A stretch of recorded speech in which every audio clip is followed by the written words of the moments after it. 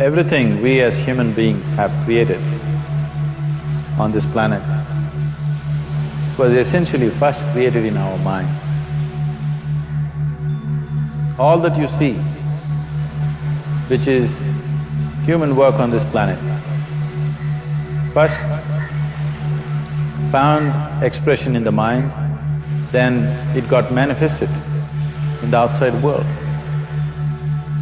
So one thing we need to understand is, the wonderful things that we have done on this planet and the horrible things that we have done on this planet, both have come from the human mind. So if we are concerned as to what we create in this world, it's extremely important that first of all we learn to create the right things in our mind, how we keep our minds. If we do not have the power to keep our minds the way we want it, what we create in the world is also going to be very accidental and haphazard. So learning to create our minds the way we want is the basis of creating the world the way we want. There is a wonderful story in the yogic lore. On a certain day, a man took a walk. He went for a long walk. Accidentally, unawares, he walked into paradise. Fortunate, isn't he? He just took a walk and he landed up in paradise. After this long walk, he felt little tired. So he thought, oh, I'm tired, I wish I could rest somewhere. He looked around, there was a nice tree, underneath which there was very cushiony grass. So it was inviting. He went and put his head down there and slept. After a few hours, he woke up, well rested, and he thought, oh, I'm well rested, but I'm feeling hungry, I wish I had something to eat. And he thought about all the nice things that he ever wanted to eat in his life. And instantly, all those things appeared in front of him. You need to understand, the service is like that. Hungry people don't ask questions. Food came and he ate. Stomach became full.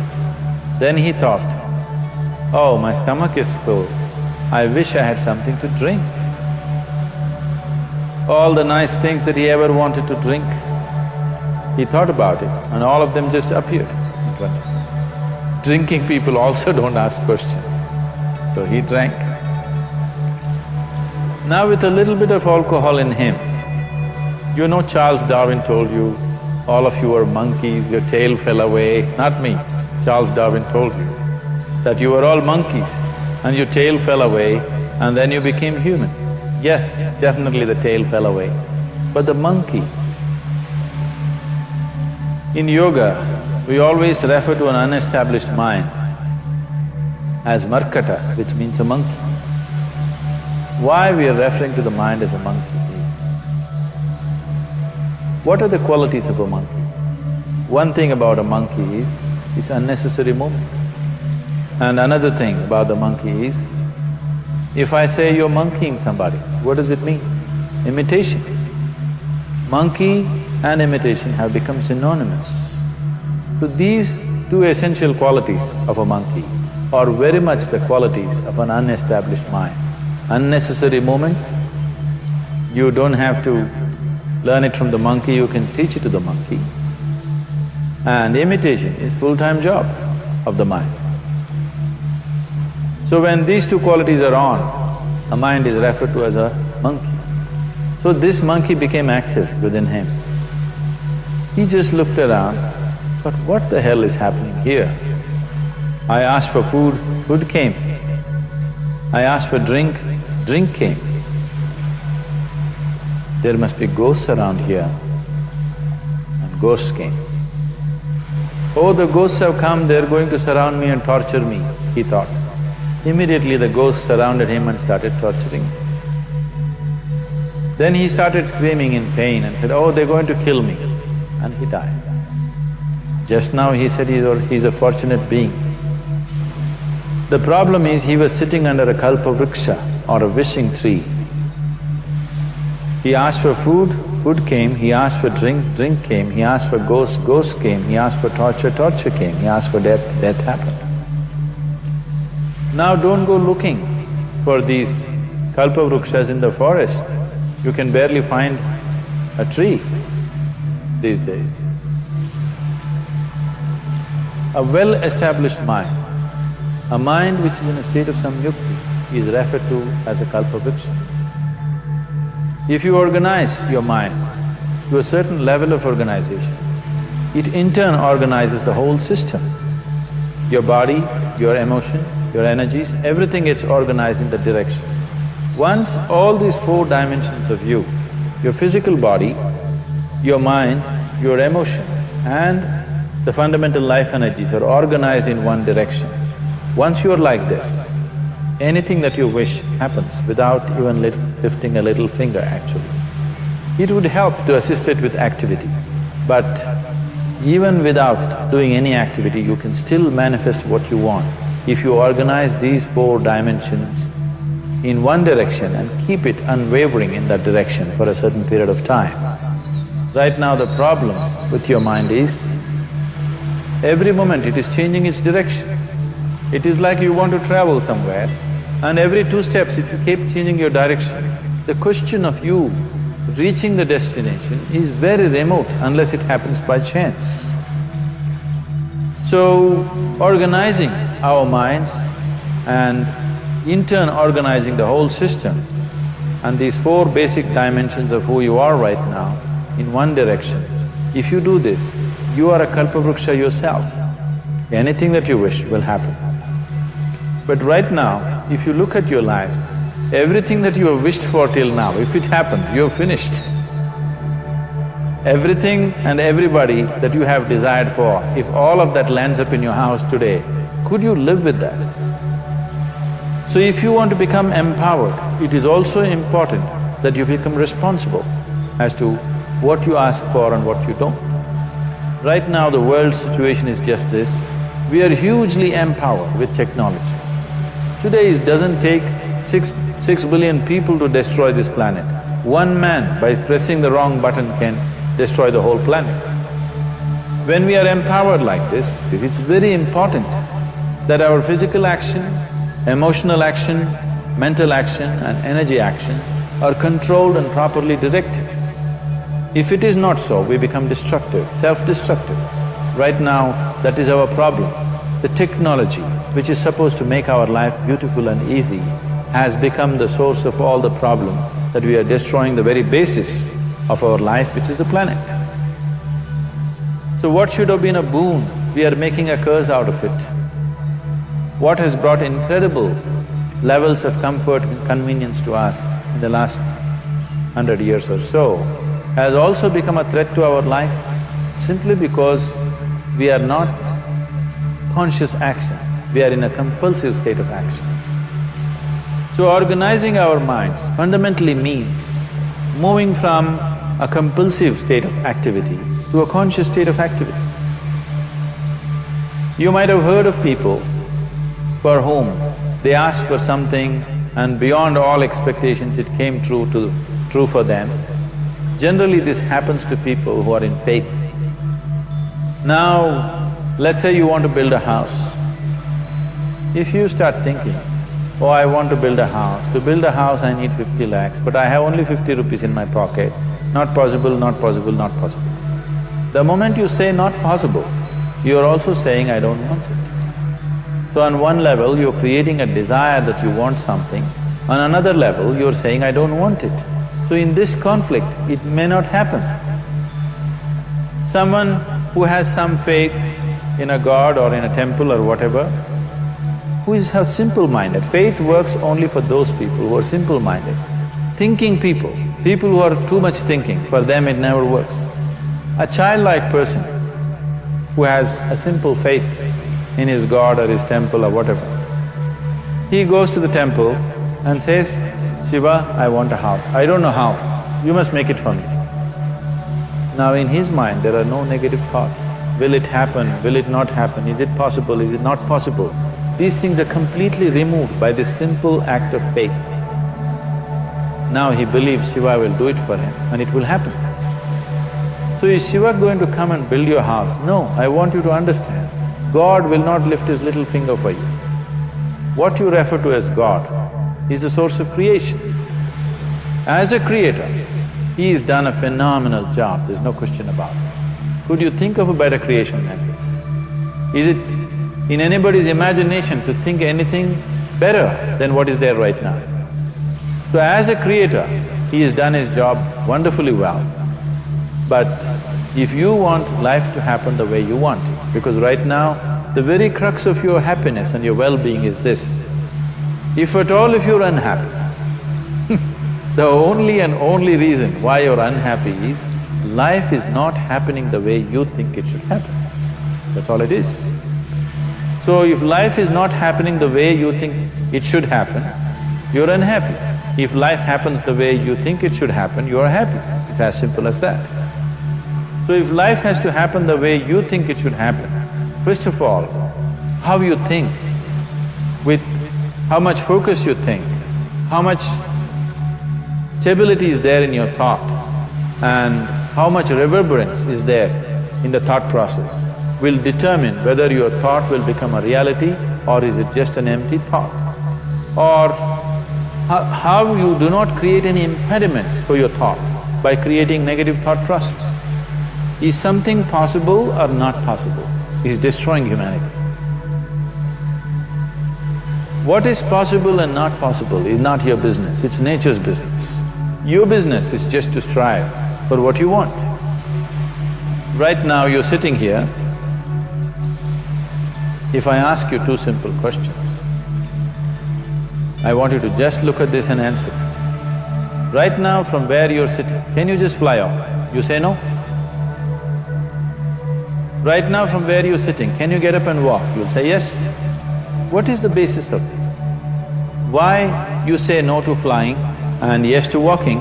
Because past experience of life, many times you've gotten up and walked, never did you fly off. Or in other words, you're using the past experience of life as a basis for deciding whether something is possible or not possible. Or in other words, you have decided that what has not happened till now cannot happen in your life in future. This is a disgrace to humanity and the human spirit. What has not happened till now on this planet can happen tomorrow. Human beings are capable of making it happen tomorrow. So what is possible and what is not possible is not your business. That is nature's business. Nature will decide that. You just see what is it that you really want and strive for that. And if your thought is created in a powerful way, without any negativity, without any negative thoughts bringing down the intensity of the thought process, it will definitely manifest. The whole existence today, modern science is proving, is just a reverberation of energy. It is a vibration. Similarly, your thought is also a vibration. If you generate a powerful thought and let it out, it will always manifest itself. So generally, people are using faith as a means to remove the negative thought. Today, once you have become thinking human beings, your faith is not too deep. It doesn't matter how much faith you think you have, somewhere doubts always crop up. Right now, the way your minds are made, this moment, if God appears right here, you will not surrender to Him. You will want an investigation whether He is really God or not. With this kind of mind, you should not waste your time on faith. So there is an alternative, which is commitment. If you simply commit yourself to creating what you really care for, now once again, your thought gets organized in such a way, there is no such thing as whether it's possible or not possible. There is no hurdle in your thought process. Your thought flows freely towards what you want. Once this happens, making it happen will also naturally follow. So to create what you really care for, first and foremost thing is that what you want must be well manifested in your mind, that this is what I want. Is that what you really want? You must look at it, because any number of things in your life you have thought, this is it. The moment you reach there, you realize that's not it, it's the next one and the next one and the next one. So what is it that one really wants is one thing. First of all, we must explore. Once that is clear, and we are committed to creating it. Now there is a continuous process of thought in that direction. Once you can maintain a steady stream of thought without changing direction, definitely this is going to happen in your life, or it will definitely manifest as a reality in your life. So, either you make this human form into a kalpa vriksha, or you make it into one big mess, which is happening all over. One reason why we have not created the kind of world that all of us would want to live in is, too many people are busy looking up. Too many people are interested in other planets, they're not interested in this planet. For every aspect of their life, they're checking out with other planets. And further, too many people are in service of heaven, they're not on service of this earth. I think right now we need people who are in service of this earth, not heaven. I believe if heaven is closer to divine than where we are, if that is so, I believe they're a little more organized than us, they don't need help from us. This has been a major problem on the planet. Anything that is valuable for a human being, anything that is good, the highest aspects of human life have unfortunately been exported to heaven. For example, if you say love, people say God is loving. We do not know whether God is loving or not. Human beings are capable of love. It is very, very important that people understand human beings are capable of love, human beings are capable of compassion, human beings are capable of joy and blissfulness. All the good things that are possible for a human being, unfortunately have been exported to heaven. If we want to create the kind of world that we want to, we need to understand whatever you refer to as God, the idea of God has entered our mind only because we have seen creation around us. Because there is creation, we have assumed a creator. God is a great creator. What you refer to as God is the source of creation. That source of creation has not failed us, has done a fantastic job. But now the question is about management. If you want to leave the management in the hands of the Creator, He will manage it in His own way, according to His agenda. But that's not what you want. You want life to happen the way you want it. Now, for example, let's say all of you here are the India soccer team for the next World Cup, and I am the coach. So these next 4 years, everything that you need to know about football is taught to you. Everything that I know about football is poured into you in so many ways. Now, the time to play the match has come. You're on the field and the ball comes near your foot, but you look at me, then it's no good. You've seen those coaches sitting there and boiling, nothing happens. Because now, once you're on the field, it's your job.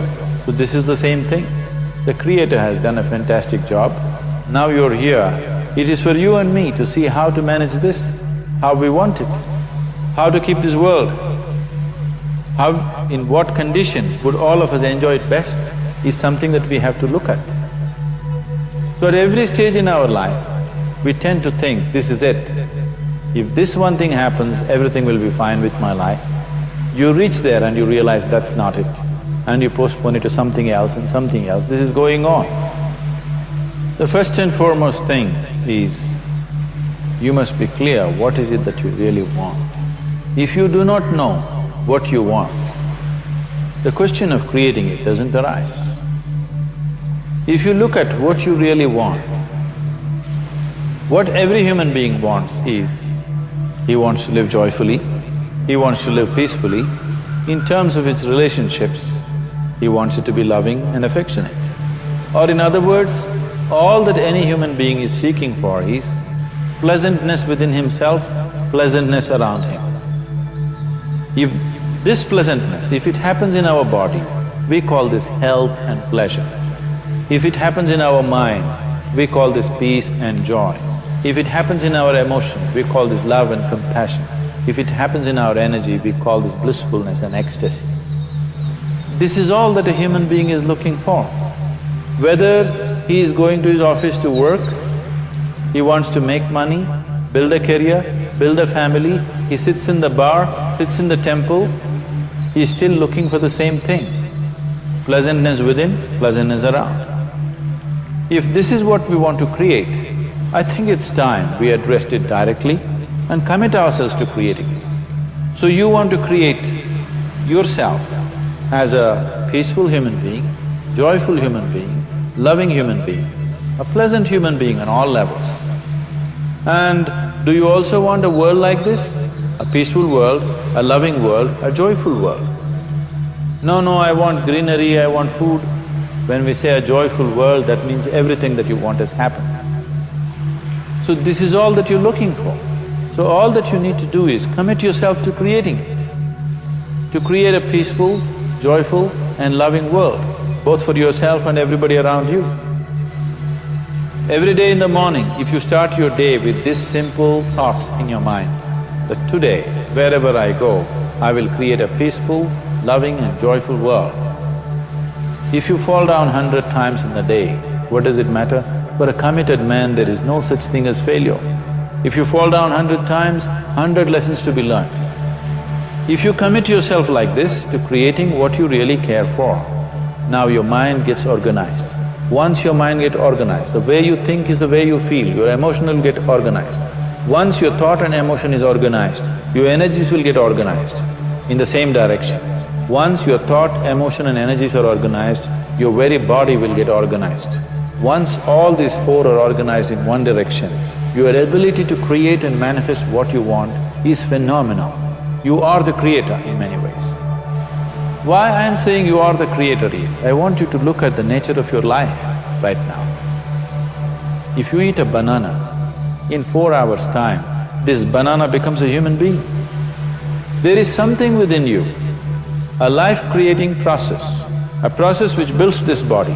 The manufacturer of this body is within. You give him a banana, he makes a human being out of that banana. Transforming a banana into a human being is not a small thing, it is a phenomenon. It is just that this phenomena is happening within you unconsciously. If you could only consciously manifest this, making a banana into a human being, you are the creator. You are nothing less than that. As the theory of evolution goes, to make a monkey into a human being, it took millions of years. Over an afternoon, you can make a banana into a human being or whatever else, a piece of bread that you eat, into a human being. So, the very source of creation is functioning within you. If you organize these four dimensions of mind, emotion, body and energy in one direction, the source of creation is with you. You are the creator, what you want to create will happen to you effortlessly. Once you're organized like this, now you are not a mess, you are a kalpa vriksha. You have the power to create what you want.